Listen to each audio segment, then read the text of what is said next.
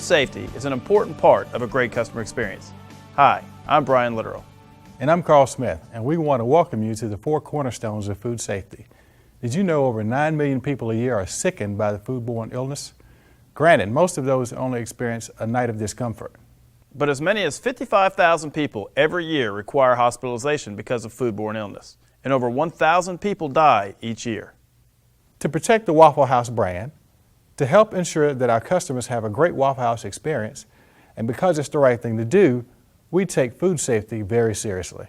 In this video, we will look at how food becomes unsafe, your role in keeping food safe, and how as a team we can all ensure our customers always have safe food. Just like a house has a foundation with four corners, our Waffle House way of service and production is also built on the four corners of food safety. Good personal hygiene, controlling time and temperature, preventing cross-contamination, and cleaning and sanitizing. We've divided this video into sections covering each of these foundations of food safety. Okay, before we start, let's identify 3 hazards to food. 1, biological hazards such as bacteria, viruses, parasites, and fungi. 2, chemical hazards such as cleaning products, pesticides, and certain toxic metals. And finally, 3, physical hazards, objects that can fall into food making it unsafe like glass, broken toothpicks, metal shavings, dirt, Band-Aids, or hair. Working carefully with chemicals and staying vigilant for foreign objects getting into the food are important behaviors and manageable. On the other hand, much of what's covered in our four cornerstones of food safety will deal with controlling biological hazards. Because they are odorless, tasteless, and microscopic, we have to practice very specific behaviors, as you will see in this video. Okay, let's get started.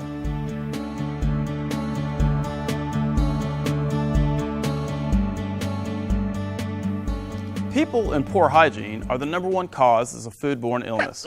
If our associates don't practice good personal hygiene, they risk transferring pathogens from their bodies to customers' food.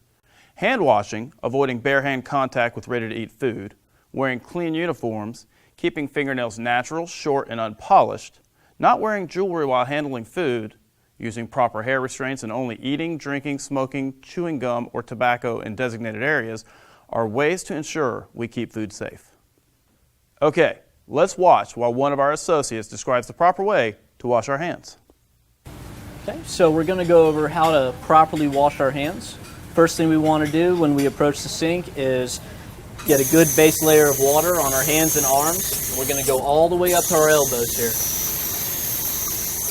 Once we do that, we're going to take some soap, get a good amount in there, and we're going to lather up vigorously, again, all the way up to the elbows.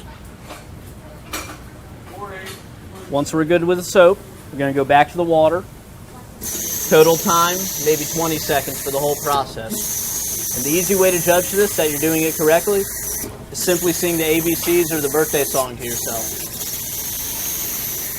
Now once we're done with the rinse, last step is we're going to dry our hands and arms. Take a disposable paper towel and fully dry your hands and arms. Once you do that, you're good to go. Remember, when you finish drying your hands, be sure to use the disposable paper towel to turn off the faucet. If you don't, you risk recontamination. And if you have paper towels in the restroom, use them to grab the door pull and then discard. Hands should be washed before you start work, after using the restroom, after handling raw meat and then handling ready-to-eat food, after taking out the trash, after touching your hair or face, after sneezing, coughing, or using a tissue, after handling chemicals, after bussing tables, after handling money, after eating, drinking, or smoking, after chewing gum or tobacco, before and after putting on gloves, and after touching anything else that may contaminate your hands. I know, it's a long list. We want to keep our customers safe, and that starts with hand washing. Because hand washing is so important, we want to make sure our sinks are stocked with soap and paper towels at all times. And remember, never place dishes, towels, prep food, or anything else in the hand sinks. Hand sinks are for washing hands only. Finally, if a sink in your restaurant does not have a hand washing sign posted over it, or that sign is worn out, have your manager order one from Custom Graphics. Most states require food handlers to avoid bare hand contact with ready-to-eat foods. Once again, here's an associate to talk to us about the proper way to wear gloves. So now that we've washed our hands properly, we're prepared to work with ready-to-eat food. So we're going to approach the sandwich board. We'll find our box of disposable gloves, and we're going to take out a new pair of single-use gloves. Go ahead, slip them on. And now we're ready to go with ready-to-eat food. Gloves can help prevent the spread of pathogens, but only if we use them correctly. Only use approved single-use gloves when handling food. Make sure they fit your hands. Never rinse, wash, or reuse gloves. Wash your hands before and after using gloves. Change them when they become dirty or torn. Change them before beginning a different task. Change them after handling raw food and before handling ready-to-eat food. And change them at least every 4 hours if they're in continuous use. In a 2 or 3 person grill, it's easy to manage glove use. The meat and egg grill operator can cook barehanded because they will only handle raw food. But keep in mind the customer's perception that all grill operators should be wearing gloves. The marker grill operator always cooks with gloves on because they will only handle ready-to-eat food. The meat and egg grill operator who grabs the egg pan handle has contaminated the handle. If the marker grill operator touches that handle with his gloved hands, his gloves become cross-contaminated, and everything else he touches with those gloves, like toast, waffles, lettuce, tomatoes, or even condiments for marking plates, become cross-contaminated too. If your gloves become cross-contaminated, immediately remove the gloves, wash your hands, and put on a new pair of gloves. Wearing gloves correctly is more challenging when a grill operator is working by themselves. When it comes to glove use, grill operators are not alone. Salespeople need to work together and help the grill operator. Salespeople should not shotgun orders so the grill operator can effectively use the pull-drop mark system. Salespeople need to wait a little longer so a single grill operator can transition from bare hands to gloves. Always use the hash brown cup and only grab it by the handle. Don't let your hand come into contact with the hash browns, and don't let the cup handle fall into the hash browns. Working together during the call-in is not the only way our salespeople are involved when it comes to avoiding bare hand contact with ready-to-eat food. Waffle House salespeople are also food handlers and perform many other tasks that bring them into contact with ready-to-eat food, like this associate, who we see building the base for a grilled chicken salad while using gloves. We've been talking about good personal hygiene, hand washing, and proper glove use. Now, let's review a few other items. Remember, associate beverages consumed in a food prep area can only be in a single-use disposable cup with a lid and straw. All areas of the back room, including the manager's office, is considered a food prep area by the health department. For that reason, associate meals should be eaten at the low counter and not in the back room. Food codes required all food handlers to have their hair properly restrained. For women who prefer the Waffle House headscarf, or for those who prefer the visor, a hairnet must be worn underneath. At the grill, another alternative is the Waffle House ball cap. Remember that all loose hair, including ponytails and bangs, must be tucked up underneath the hat. Men with short hair can also wear the traditional Waffle House paper hat. Check with your local health inspector if you have any questions about hair restraint requirements. A hair restraint poster is available at Custom Graphics. If you work when you're sick, you could contaminate food. The norovirus in particular is responsible for more foodborne illness outbreaks than any other pathogen. Here's what the Waffle House exclusion restriction policy says.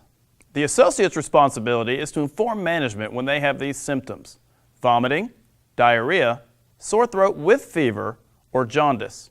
Management's responsibility is to exclude the associate from work until they are symptom-free for 24 hours, or, in the case of jaundice, until they are released by a doctor. Associates must also inform management if, in the last 3 months, they have been diagnosed with, or if in the last 30 days they have been exposed to, any of the following foodborne illnesses: norovirus, hepatitis A, Shigella, E. coli, Salmonella typhi, or non-typhoidal salmonella. Every Waffle House restaurant should have the exclusion restriction policy in the appendix of the Waffle House Way, located in the back of the C&T binder. Contact Custom Graphics if your unit does not have one. One of the best tools you have to manage the entire food safety agenda is the food safety baton, which is done during each shift. Here on the shift change checklist are reminders about personal hygiene: no ill associates, clean uniforms, appropriate fingernails and jewelry, hair properly restrained, gloves available, and hand sinks cleaned and stocked. So that's it for the first cornerstone of food safety. Remember, people and poor personal hygiene are the #1 cause of foodborne illness. When we practice good personal hygiene, we're taking the first step in delivering safe food to our customers.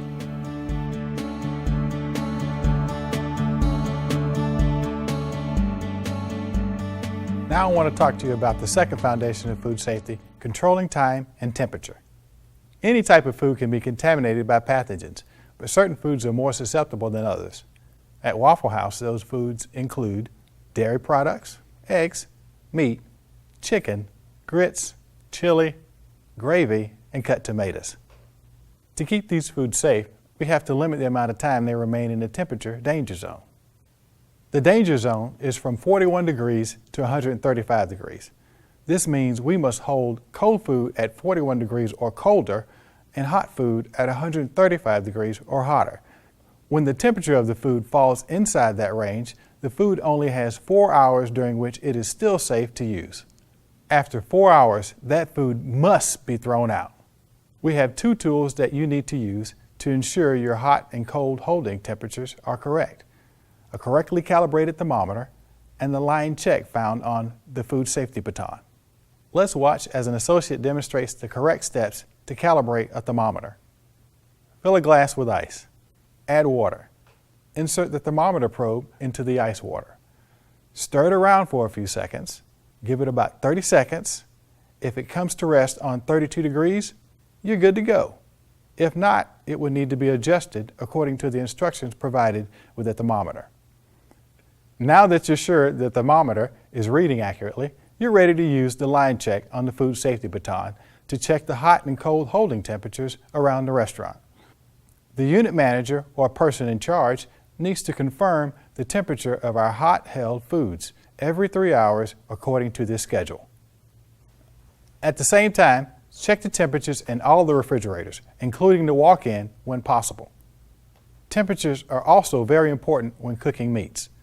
The correct internal cooking temperature for Waffle House foods are 145 degrees for eggs, 155 degrees for steaks, pork chops, and ground meats, and 165 degrees for chicken. Now normally, steaks and pork chops should be cooked to 145 degrees, but Waffle House steaks and pork chops are injected, and all injected meats need to be cooked to an internal temperature of 155 degrees. As far as our eggs go, we use a procedure called time as a public health control. Here's how it works. Remember to pull eggs last and prep them first each day, then hustle them back into cold storage. The best practice is to always keep your eggs in the refrigerator, and when you need a couple of them, get them out the same way you get meats. Only when volume picks up and you absolutely need those eggs above the grill should you put the basket on the plate shelf. Notice the grill operators marking down the time that the eggs came out, and the time 4 hours later that the eggs still left out in the basket have to be discarded. Once again, this procedure is called time as a public health control. We have a written policy that describes this, and your health inspector may ask to see it. It should be in front of your Waffle House way in the C&T binder. There are 2 more things I want to talk about as far as time and temperature are concerned: cooling Burt's chili and date marking. We cool Burt's chili using the procedure called 2-stage cooling. Let the chili cool to 135 degrees before placing it in the ice bath. Bring the Bain Maria freshly prepared chili to your prep sink. Make sure to put the stopper in the drain. Fill the sink with ice to near the top of the Bain Marie. Put the lid on, but leave it ajar. This will let the steam out and help the chili cool faster. From time to time, when you're in the back room, remember to give it a stir to help it along. These procedures will ensure that the chili cools rapidly in the first 2 hours, from 135 degrees to 70 degrees. After 2 hours, take the chili to the walk-in cooler, where 4 hours later, it will be at the required 41 degrees or colder. Never take a hot Bain Marie of Burt's chili directly to the cooler. If you do, the temperature inside that chili 6 hours later will not be below 41 degrees. Finally, let's talk date marking. We date mark all of our potentially hazardous, ready-to-eat refrigerated food that is held for 24 hours or longer. This applies to commercially prepared foods like pies or food we prepare in-house, like birch chili and gravy. We will use this sticker for the date marking. On second shift, the prep grill operator or salesperson should label the name of the product, the date it was prepped, and the expiration date, which is the prep date plus 6 days. The health inspector will require all that information to be written on the date mark. Well, those are the nuts and bolts of time and temperature as a control. But don't forget the food safety baton. The shift change checklist has time and temperature reminders. In addition, the baton has good information about internal cooking temperatures and the line checks.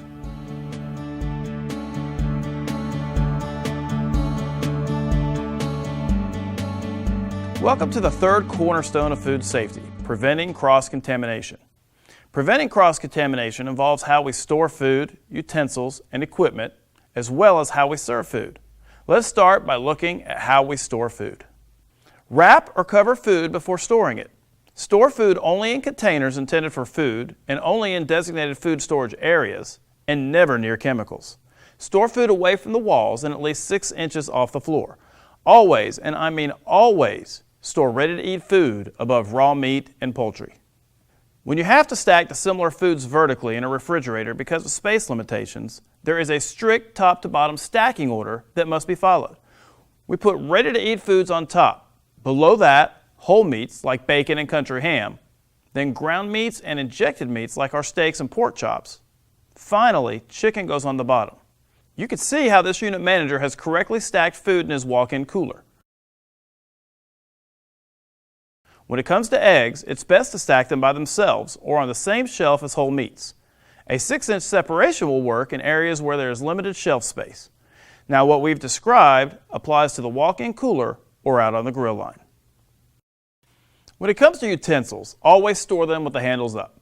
Store cups and glasses upside down on a clean and sanitized surface. Grill tools should be kept in clean and sanitized tool drawers, and when you grab one, always grab it by the handle. Now, let's talk about preventing cross-contamination while serving food. If you're not careful, you can contaminate food contact surfaces while handling them. That, in turn, can contaminate the food you serve. When carrying plates, do not touch the part of the plates that come into contact with the food. Instead, rest your thumb under the edge of the plate. The same goes for beverages. Never carry the glasses or cups by the rim. Instead, always carry glasses by the middle and cups by their handles. We want to beat our customers to the seat and set them up within 60 seconds. Always be sure that you only handle the silverware by the handles. When you get ice, always use the ice scoop. Keep the ice scoop outside the ice when not in use. No matter what, never dip a glass directly into the ice bin. Your food safety baton has a reminder about correct stacking order in your refrigerators, so be sure to use this great tool every day. That's it for the third cornerstone of food safety. I hope you now understand the fundamentals of preventing cross-contamination.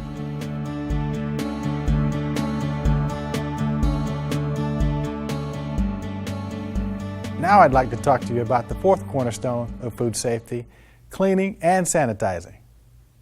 Cleaning removes soil from the surface, but this table isn't ready yet to seat the next customers. It has to be sanitized. Sanitizing reduces the microorganisms on the surface to safe levels. It removes the things you can't see. And while you're at it, don't forget to clean and sanitize the menu mats. The most important reason to clean and sanitize is to prevent the spread of pathogens to food. And it also helps to control pests like insects and rodents. All surfaces need to be kept clean, but surfaces that come in contact with food need to be cleaned and sanitized, including tables and countertops. Now, there are 2 ways to sanitize, and we use them both at Waffle House. One is with heat, and the other is with chemicals. Our dish machines use heat sanitizing, and that's why it's important to check your rinse sanitize gauge often to ensure it's reaching 180 degrees. 179 degrees is not good enough. You have to reach 180 degrees to ensure that you're killing the microorganisms. The other way to sanitize is with chemicals. At Waffle House, we use chlorine. The best thing to do is to have a dedicated 1-gallon container designated for sanitizing solution. Fill it full with cold tap water. Now add half of a Waffle House coffee spoon of chlorine. Close the lid and give it a shake. To be sure you got it right, tear off a chlorine test strip from your test kit and check the solution. Check the color against the color chart to make sure that you're at 100 parts per million. We need to check the chlorine solution at least every 3 hours. If it's not at 100 parts per million, it needs to be replaced. Remember, too strong is just as bad as too weak. Never try to mix the chlorine solution out front directly in the 3 insert pans. It takes too long and it's too hard to get it mixed right. Always mix in the designated jug in the back room. The way we clean food contact surfaces at Waffle House is with a method called the 2-towel system. When you approach a table or counter, bring both towels with you. One wet soapy towel to clean the surface and a second towel from the chlorine bath to sanitize the surface.